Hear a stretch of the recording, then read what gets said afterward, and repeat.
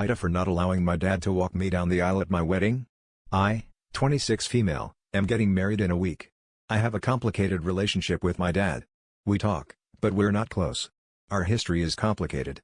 When my siblings and I were kids, he was rarely ever around, working all the time.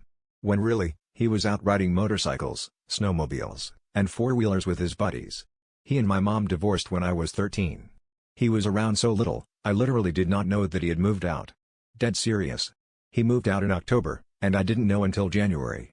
Very long story short, he was pretty absent throughout the years. Later on, he had some issues with alcoholism. He has always blamed my mom for alienating his kids from him, even though I know she didn't. He is always quick to blame other people for his problems, and never takes accountability for anything. Not just family stuff, literally everything.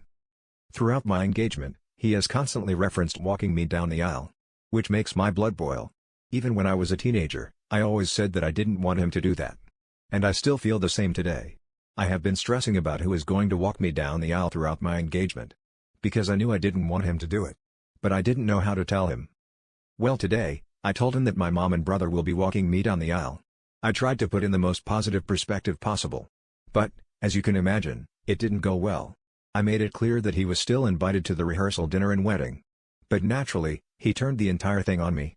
First blamed my mom for alleged alienation, then proceeded to say that he wouldn't be an afterthought at his daughter's wedding. When he has literally made me feel like an afterthought my entire life. He did not acknowledge me when I told him exactly that. He says that he is no longer attending the wedding. My intention was never to ruin our relationship.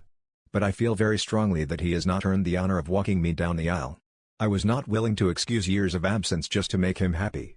And it makes my blood boil that he is this oblivious to his actions and selfish. I'm going to give him a couple of days for this to blow over, then try reaching out again. I don't know what to do.